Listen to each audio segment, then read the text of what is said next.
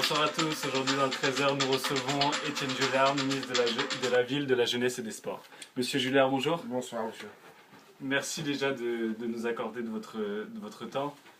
Donc vous êtes là pour nous parler de votre programme Le Sport accessible à tous. Pouvez-vous nous en dire deux mots déjà pour commencer? Bien sûr, tout simplement en fait le sport accessible à tous, c'est un programme que nous avons mis en place moi et mes collègues.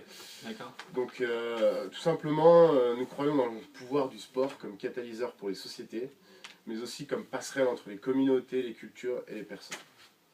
Très bien. Pourquoi est-ce qu'il est important selon vous de rendre justement le sport accessible à tous?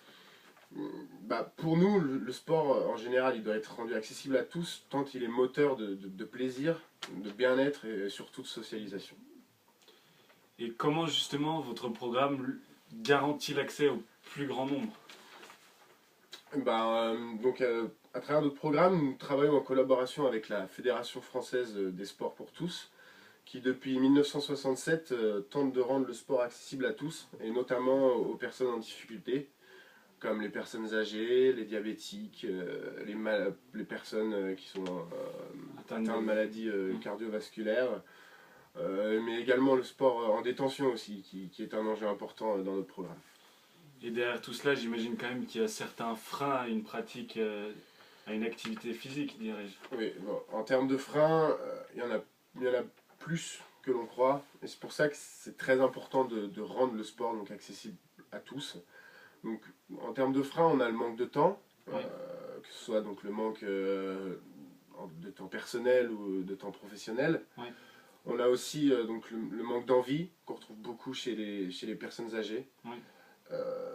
Le manque d'infrastructures, qui est aussi un point très, très important. Oui.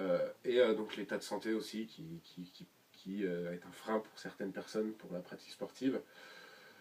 Et on retrouve aussi beaucoup de freins dans les milieux défavorisés, comme les quartiers sensibles, où là, on retrouve plus un problème on va dire de mixité, c'est-à-dire que les filles sont mises en arrière, ouais, et elles sont un peu écrasées par la présence masculine, on va dire, dans le sport, dans les cités. D'accord. Vous êtes vous-même un grand sportif, retraité du football professionnel. Oui. Quels conseils donneriez-vous aux personnes justement peu attirées par le sport, qui n'y trouvent pas grand plaisir? Écoutez, c'est vrai que pour moi, le sport a changé ma vie. Hein. C'est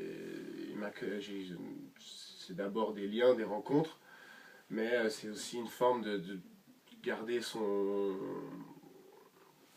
un bon état de santé, voilà, le sport ça permet tout ça, c'est de créer des liens, de rencontrer les bonnes personnes quand il faut. Voilà, c'est une communauté le sport, et je pense qu'il est important. Des valeurs, oui, des valeurs. Voilà, c'est des valeurs qui communiquent, et puis c'est aussi une éducation. Oui.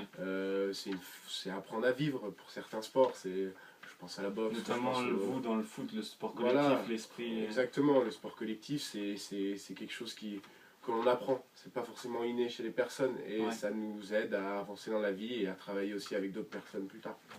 Très bien. Voilà.